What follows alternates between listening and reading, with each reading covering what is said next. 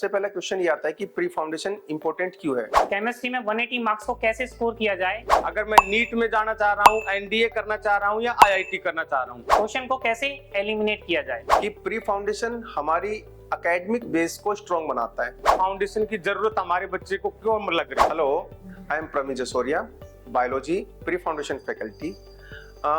आज के टाइम में सबसे पहला क्वेश्चन ये आता है कि प्री फाउंडेशन इंपॉर्टेंट क्यों है, हम फाउंडेशन से ही तैयारी क्यों नहीं कर लेते। तो इसका एक छोटा सा जवाब है कि प्री फाउंडेशन हमारी एकेडमिक बेस को स्ट्रॉन्ग बनाता है, जिसमें प्रॉब्लम इनहेंस, मेंटलिटी, क्वेश्चंस को करने का तरीका, क्वेश्चन को समझने का पैटर्न, ये सारी चीजें हम प्री फाउंडेशन से ही स्टार्ट करते हैं। प्री फाउंडेशन एक प्रकार से फाउंडेशन का बेस ही होता है, जिसमें हम सभी प्रॉब्लम्स को समझना और उनको क्रैक करने के पैटर्न को किस प्रकार से इंप्रूव किया जा सकता है, ये सारी कंप्लीट थिंग्स हमें प्री फाउंडेशन से ही गेन करने को मिलती है। Hi everyone, myself Yogeshwar, I am a senior faculty of mathematics in CP बैरोड। फाउंडेशन के बैचेज की स्टार्ट अभी हो चुका है और फाउंडेशन के बैचेज के अंदर जो डेमो क्लासेज हमारी जो चल रही हैं, उसी के रिगार्डिंग हमारे पास काफी बार क्वेरी आती है कि सर फाउंडेशन की जरूरत हमारे बच्चे को क्यों लग रही है। फाउंडेशन की जरूरत हमारे बच्चे को इसलिए भी है क्योंकि हमें उनके सपने साकार करने हैं। अगर कोई बच्चा आफ्टर 12th उनको साकार करने की सोचेगा तो उसका 11th एंड 12th हमारा वीक रह जाएगा।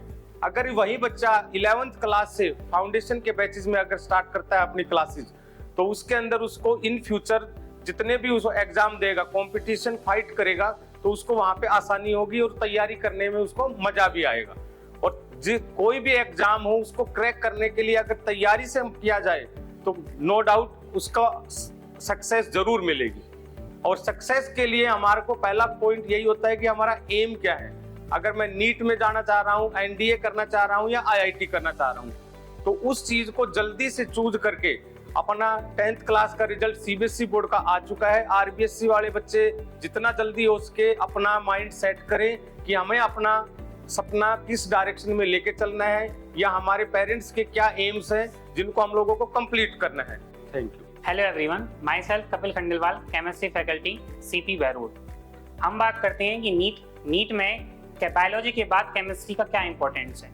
बायोलॉजी काफ़ी स्कोरिंग होने के बाद हमारे पास सेकंड सब्जेक्ट आती है केमिस्ट्री। केमिस्ट्री के नीट में 45 क्वेश्चन आते हैं जो 180 मार्क्स के होते हैं।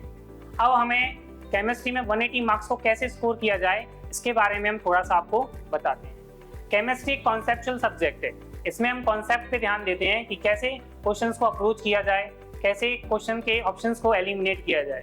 लाइक हम फिजिकल केमिस्ट्री की बात करें तो फिजिकल केमिस्ट्री में न्यूमेरिकल पोर्शन होता है।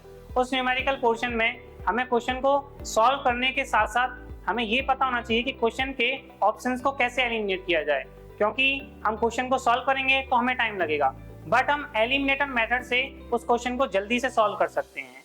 इस सीपी बैरोड में हम आपको यही चीज सिखाते हैं कि क्वेश्चन को कैसे एलिमिनेट किया जाए। Thank you.